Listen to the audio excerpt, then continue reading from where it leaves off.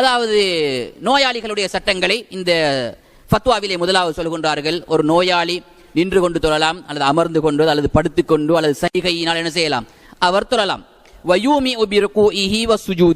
அதாவது முஸ்தல்கின், அவர் படுத்துக்கொண்டு தொழுவதென்றால் அவருடைய கால் கிபிலாவை நோக்கி இருந்தால் போதுமானது. எலும்பினால் கிபிலாவை நாங்க பார்க்கிற மாதிரி இப்படி சட்டங்களை சொல்லிக் கொண்டு வந்து சொல்கின்றார்கள். வலா பஅஸ யுஸல்லி அலல் குர்சி, கதிரையிலே தொழுவது பரவாயில்லை, தொழலாம். இதா ஷக்க அலைஹில் ஜுலூஸ் அலல் அர்த், அவருக்கு பூமியிலே அமர்வது கஷ்டமாக இருந்தால் கதிரையிலே அமர்ந்து தொழலாம். வலா பஅஸ யூலஅ ஃபி ஸஃபில் அவ்வல், அந்த கதிரைகள் முதலாவது சஃபிலே போடப்படுவதும் தவறு கிடையாது. வலா யுஅத்திரு ذلك على اتصال الصف, கதிரை சஃபிலே இடையிலே நிற்பது சஃப்களை நேர்படுத்துவதை குளறுபடியாக்க மாட்டாது. வயன்பகில் இஹ்வானிஹில் முஸ்லிமீன், அந்த கதிரையிலே தொழக்கூடியவர்களை பார்க்கக்கூடிய மற்ற மௌமீன்கள் என்ன செய்ய வேண்டும் என்றால் ஐயுர்ஃபிகு பிஹி வயஃப்ஸஹு லஹுல் மக்கானல் முனாசிப், அப்படி அவர் கதிரையிலே தொழக்கூடிய ஒருவர் இருந்தால் அவருக்கு உதவி செய்து, அவரை வெறுப்போடு நீங்கள் பார்க்காமல், சஃப்பை குழப்புகின்றார் என்று பார்க்காமல், அவருடன் அவர்கள் இரக்கமாகவும் அன்பாகவும் நெகிழ்த்தன்மையுடன் நடந்து கொள்வது தேவையான ஒரு விடயம். வைதாலம் யஜித் மக்கானன் முனாசிபன், கதிரையை போடுவதற்கு ஒரு பொருத்தமான இடம் சஃபிலே கிடைக்காவிட்டால் ஃபல்யகுன் ஃபி தரஃபிஸ் ஸஃபி, அவராகவே சஃபிலே ஓரமாக நின்று கொள்ளலாம், மற்றவர்கள் ஏவாமல் அவராகவே ஓரமாக நின்று கொள்ளலாம், இந்த சிக்கல்களை தவிர்ப்பதற்கு என்பதாக அவர்கள் ஃபத்வாவிலே சொன்ன பெரிய நீண்ட ஃபத்வாவிலே முக்கியமான விடயங்களை நான் பார்த்தேன். அதாவது அவர்கள் சொன்னது, முதல் சஃபிலே கதிரைகள் போடப்படுவது தடை கிடையாது. கதிரையிலே ஒருவர் சஃபிலே அமர்ந்து கொண்டிருப்பது சஃப்பை உடைப்பதாக கருதப்பட மாட்டாது போன்ற விடயங்கள் அங்கே சொல்லியிருப்பதை நாங்கள் பார்க்கலாம். இன்னும் அந்த ஃபத்வாக்களை எங்களுக்கு வழங்கக்கூடிய, புதிய ஃபத்வாக்களை வழங்கக்கூடிய இந்த உலமாக்களுடைய சில வெப்சைட்டுகளை நாங்கள் பார்க்கும் பொழுது, இமாம் ஷேக் உசைமீன் அவர்களிடத்திலே இந்த கதிரை சம்பந்தமாக கேட்கப்பட்ட பொழுது அவர்கள் கேட்டார்கள். கேட்கப்பட்ட கேள்வி, கதிரையுடைய 4 காலி இது, கதிரைக்கு நாட்காலி, முன்னுக்கு 2 கால் பின்னுக்கு 2 கால், எந்த கால் சஃப்ல நிற்கணும் என்று கேட்ட சமயத்தில் அவர் வழங்கிய ஃபத்வா கதிரையுடைய பின் 2 கால்களும் தான் சஃபிலே என்ன செய்ய வேண்டும், இமாம்களுடைய பின்கால்களை போன்று கருதப்பட வேண்டும். ஏனென்றால் முன்கால்களை நாங்கள் சஃபிலே வைத்தால் கதிரை பின்னுக்கு வந்துவிடும், பின்னால் இருக்கக்கூடியவர்களுக்கு அது இடைஞ்சலாக இருக்கும்.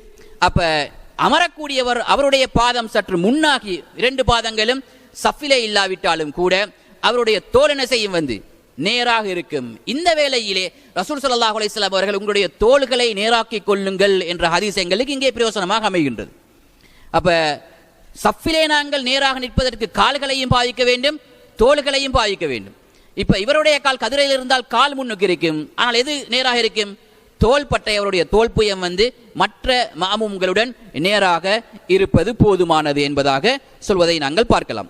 இன்னொரு ஃபத்வாவை நாங்கள் பார்க்கும் பொழுது பாருங்கள், அதை நான் சுருக்கமாக கூறுகின்றேன். அதாவது கதிரையிலே நின்று இருந்து தொழக்கூடியவர்களுக்கு நிறைய சட்ட சிக்கல்கள் அங்கே முகம் கொடுக்க வேண்டி இருக்கின்றது. சிலர் நின்று அவர்களுக்கு தொழ முடியும், ஆனால் என்ன செய்ய முடியாது, பூமியிலே அமர முடியாது, காலை மடுக்கி முட்டுக்கால் வருத்தமிக்கு. அப்ப அவர்கள் நின்று தொழ முடியும். அப்படிப்பட்டவர்கள் நின்று தொழ வேண்டிய ஒரு தேவை இருக்கின்றது. ஏனென்றால் தொழுகையுடைய சட்டங்களில் ஒன்று நின்று தொழ முடியும் என்றால் நின்று தொழ வேண்டும். எங்களுக்கு தொழுகையிலே செய்ய முடியுமான அமைப்புகளை நாங்கள் செய்ய வேண்டும். சுஜூது செய்ய முடியும் என்றால் சுஜூது செய்ய வேண்டும், ருக்கு செய்ய முடியும் என்றால் செய்ய வேண்டும். ஏலாத விடயங்களுக்குத்தான் பகரமான தீர்ப்பை நாங்கள் பயன்படுத்த வேண்டும். அப்ப நின்று தொழ முடியும், சுஜூது செய்ய முடியும், ருக்கு செய்ய முடியும் என்றால் அமருவதற்கு மாத்திரம் என்ன செய்யலாம், எங்களுக்கு கதிரையை எங்களுக்கு பயன்படுத்தலாம். அப்படி ஒருவர் தொழுகையிலே சஃபிலே நின்று கொண்டிருக்கும் பொழுது அவர் எலும்பி தொழுதால், அவர் ஆரம்பத்திலிருந்து கடைசி வரைக்கும் அமர்ந்து தொழுதால் சிக்கலே கிடையாது. அவருடைய தோல் மத்தாக்களுடைய தோலோட நேராக இருக்கும், எந்த விதமான சட்ட சிக்கலும் கிடையாது. ஆனால் அவர் எலும்பி நிற்கும் பொழுது எலும்பி நிற்பவராகவும் அமரும் பொழுது மாத்திரம் கதிரையை பயன்படுத்தக்கூடியவராகவும் இருந்தால் பல கருத்து வேறுபாடுக்கு மத்தியிலே உலமாக்கள் எங்களுக்கு சொல்லக்கூடிய விடயம், அவருக்கு எலும்பி தொழ முடியும். அவர் எலும்பி தொழும் பொழுது சஃபிலிருந்து முன்னால் இருப்பது அவருக்கு மன்னிக்கப்படக்கூடிய ஒரு குற்றமாக இருக்கலாம். ஏனென்றால் அவர் மற்ற நேரங்களிலே அவர் அத்தஹியாத்திலே இருக்கும் பொழுது, நடுவுறுப்பிலே இருக்கும் பொழுது அவர் மஅமூம்களுடன் தோளுக்கு தோல் நேராகத்தான் இருக்கின்றார். ஒரு குறிப்பிட்ட நேரம் தொழுகையுடைய சட்டத்தை நிறைவேற்றுவதற்காக வேண்டி அவர் எழுந்து நிற்கின்றார், அது அவருக்கு பரவாயில்லை என்று எங்களுக்கு விளக்கம் சொல்வதை பார்க்கலாம். அல்லது அவர் என்ன, நான் சஃபை நான் குளறுபடி பண்ணாமல் இருப்பதற்காக வேண்டி அமர்ந்தே தொழ வேண்டும் என்று அவர் முடிவு செய்தால் அதிலும் சில உலமாக்கள் சரி காணுவதை நாங்கள் பார்க்கலாம். ஆனால் எழுந்து தொழ முடியுமான விடயங்களை நாங்கள் எழுந்து தொழுவது எங்களுடைய தொழுகையை பரிபூர்ணமாக நாங்கள் பாதுகாத்துக் கொள்வதற்கு ஒரு காரணியாக அமையும். ஆகையினால் அப்படி எழுந்து தொழும் பொழுதோ நாங்கள் சஃப்புக்கு முன்னால் சற்று நின்றாலும் கூட அது மன்னிக்கப்பட வேண்டிய ஒரு தவறாக இருக்க வேண்டும் என்பது உலமாக்களுடைய அவாவாக இருந்து கொண்டிருப்பதை நாங்கள் பார்க்கலாம். அப்படி பார்க்கும் பொழுது நாங்கள் கதிரைகளிலே தொழக்கூடியவர்களை பார்த்து நாங்கள் சிக்கல்களை ஏற்படுத்திக் கொள்ள வேண்டிய அவசியம் கிடையாது.